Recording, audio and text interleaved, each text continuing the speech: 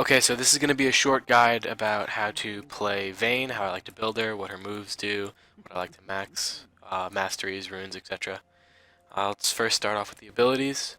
Her Q is a short little tumble, that's what it's called, and in lane that's what you're going to be used mostly to trade because it is a auto attack reset, so you can auto tumble and then that refreshes your auto attack like animation so that you can get more autos off in a fight. Your W is called Silver Bolt. It's a passive ability, and it's when you get 3 auto attacks on the same target in a row. It'll do bonus damage, bonus true damage, and that's good for trading in lane as well, because once you get your third proc, it'll do bonus damage. And W is also what I like to max on Vayne, so that you have overall high damage output. W is also good for shredding tanks because it does true damage, so it'll ignore the target's armor when you auto attack it.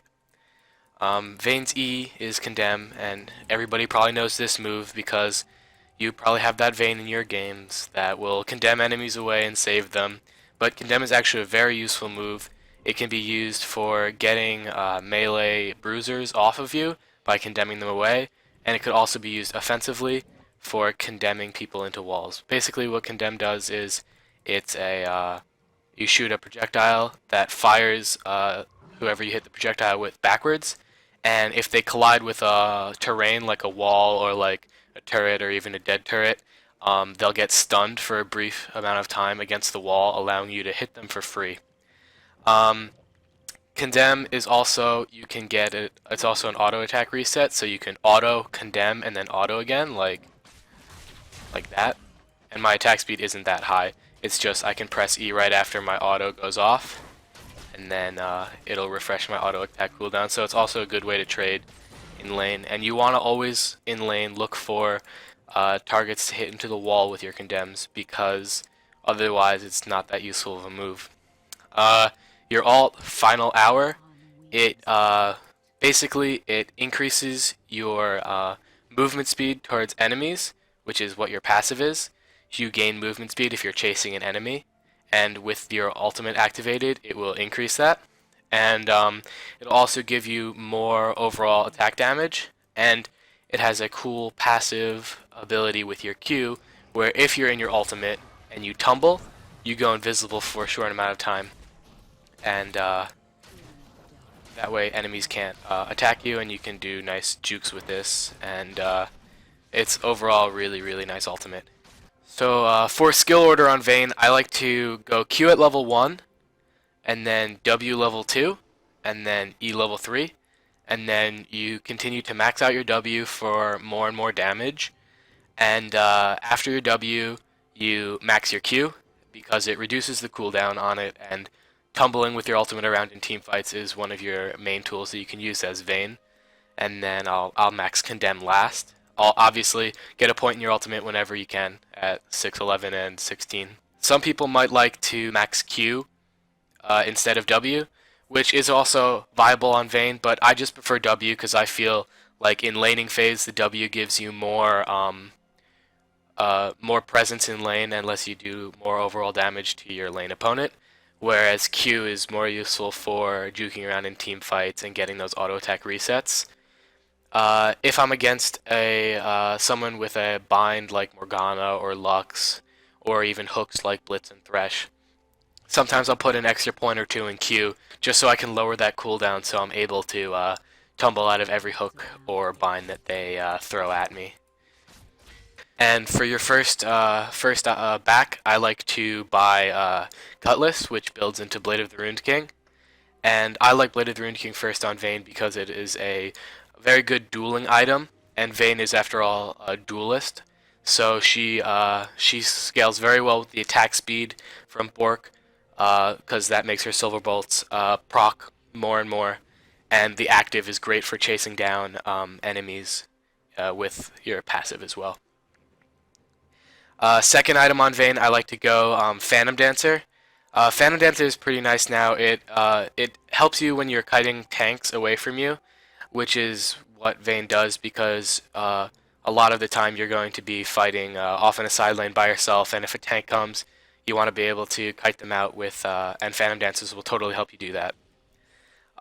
Third item on Vayne, I like to go Infinity Edge, because Phantom Dancer gives you a little bit of crit chance, and then Infinity Edge will give you even more crit chance and allow your crits to do even more damage. For your last couple items on Vayne, I generally pick between Static Shiv, Rapid Fire Cannon, or a more defensive item like Sterax or Maw of Mortius. Maw of Mortius is good if you're against any AP threats, and Sterax is good against if you're getting bursted down in team fights by, let's say, an assassin or something.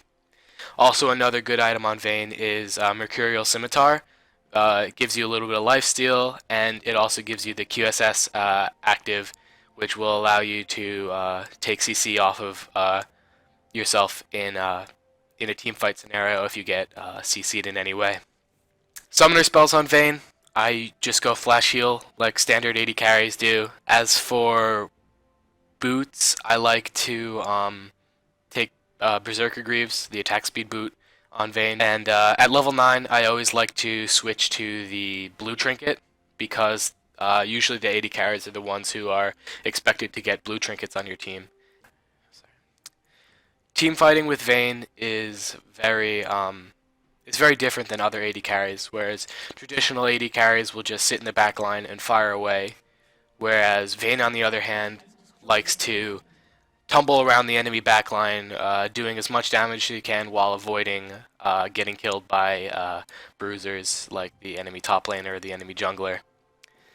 This is why I like Vayne, because her playstyle is much more in your face than some AD carries like Caitlyn or Tristana, who just sit in the back of the fight and just right click all day.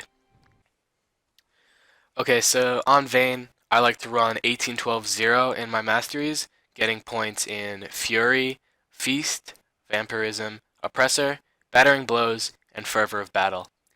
The reason I go for Oppressor over Bounty Hunter is because Oppressor synergizes well with Vayne's Condemn if you hit it against a wall, because the enemy will be stunned against the wall and you'll do more damage to them. I like Fervor because Fervor's pretty good on all ADCs, but I do see the argument for getting Warlord's Bloodlust if you need more sustain in lane, but generally I prefer Fervor of Battle on almost all my AD carries. And in the Cunning tree, I go Savagery, Secret Stash, Merciless, and Dangerous Game. Very standard, no need for movement speed out of combat, buff increase, or assassin. Biscuits are really good. And dealing damage to enemies as they're lower and gaining health when you get a killer assist is just honestly too good to pass up. So for runes on Vayne, I like to go attack damage reds, HP per level yellows, MR per level blues, and flat attack speed quints. The reason, well, this is my standard AD carry page, and the reason I go scaling HP instead of armor is armor only helps you out for the first few levels, whereas scaling HP is overall more effective as you get later into the game. And the same goes for scaling magic resist blues. Generally, the only AP damage that you're going to take in the bot lane is going to be from the supports early on, which is not that significant.